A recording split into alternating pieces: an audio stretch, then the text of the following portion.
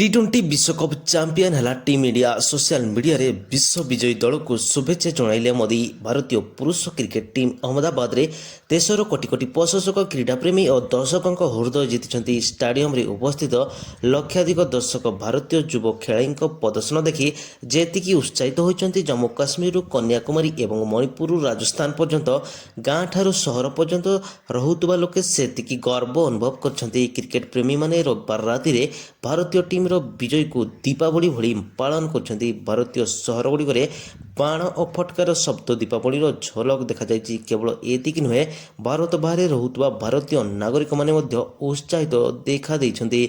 टी20 विश्वकप रे भारत क्रमागत द्वितीय थर चैंपियन होता बेले एही ट्रॉफी पई स्वप्न देखुवा क्यू दलर स्वप्न धूलिसात हो जायछि। पूर्व भारत 2024 रे टी20 विश्वकप चैंपियन होता। आज भारतर विजय रे संजू सैमसन, अक्षर पटेल, जसप्रीत बुमराह, अभिषेक शर्मा और ईशान किशन नायक साजिଛନ୍ତି। ए मैच रे अन्य भारतीय खेलाड़ी मध्य प्रशंसनीय प्रदर्शन करछन्ति। अंतर्जातीय क्रिकेट परिषद आईसीसी द्वारा परिचालित टी20 विश्वकप 2026 फाइनाल मैच रे 256 रन विजय लक्ष्य नहीं बैटिंग करुवा न्यूजीलैंड दल 20 ओभर समस्त विकेट हराई 168 रन करिपारछि। फल अतिथि दल फाइनाल मैच को 96 रन रे हारिछि। न्यूजीलैंड पर टीम सपोर्ट सर्वाधिक रन संग्रह करथिले। से 26 बॉल खेली 2टी चौका और 5टी छक्का मारथिले। अधिनायक मिचेल सैंटनर भल प्रदर्शन करथिले मध्य तांको कोनोसी खेलाड़ी भल समर्थन जगाई पारि नथिले।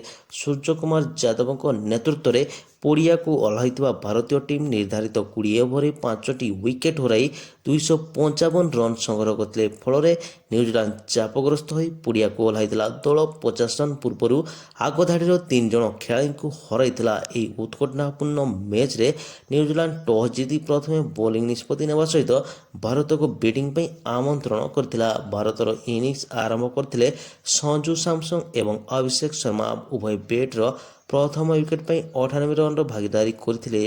अभिषेक शर्मा आउट हो पावलिन आसवा पूर्व 52 रन संग्रह करथिले। से 21टी बॉल खेली 6टी चौका छक्का और 3टी छक्का मारथिले।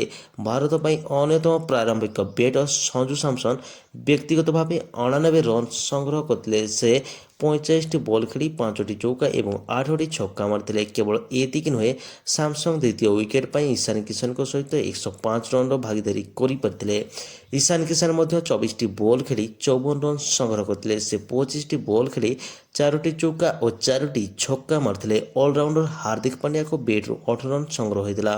से 13टी बॉल खेली 1 छक्का 1 चौका मारथिले। एथिसह आईसीसी टी20 विश्वकप 2026 रे चैंपियन भारतीय पुरुष क्रिकेट टीम को राष्ट्रपति द्रौपदी मुर्मू, प्रधानमंत्री नरेंद्र मोदी और मुख्यमंत्री मोहन चरण मांझी अभिनंदन जणाइछन्ति। राष्ट्रपति श्रीमती मुर्मू कहते आईसीसी पुरुष टी20 विश्वकप जीति इतिहास अनेक शिखर छुईंथिबा टीम इंडिया को हार्दिक अभिनंदन जनाऊँच। भारत 3 थर कप जीतिबा एकमात्र देश होबार गर्व अनुभव करछि। यह लगातार 2 थर कप जीतिबा एकमात्र दल। यह आमर क्रिकेट प्रेमी लोकंक पई अपार आनंद और गर्व आनी दैछि। यह विभिन्न क्षेत्र में आमर युवपीढ़ी मध्य समृद्ध प्रतिभा पुलर एक चिन्ह। ए सामूहिक विजय पर प्रत्येक खेलाड़ी संपूर्ण परिचालना और सहायक कर्मचारी सर्वोच्च प्रशंसा पाइबार योग्य।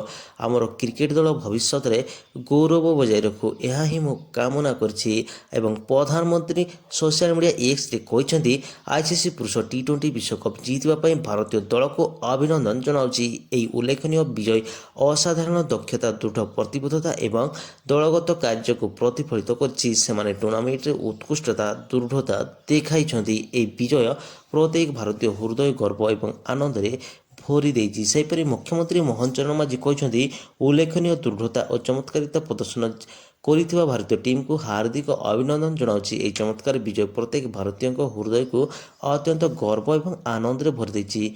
अंतर्जातीय क्रिकेट परिषद आईसीसी द्वारा परिचालित टी20 विश्वकप 2026 फाइनाल मैच रे 256 रन विजय लक्ष्य नहीं बैटिंग करथिबा न्यूजीलैंड दल 20 ओभर समस्त विकेट हराई 168 रन करिपारछि। फल अतिथि दल फाइनाल मैच को 96 रन रे हारिछि। न्यूजीलैंड पर टीम सपोर्ट सर्वाधिक रन संग्रह करथिले।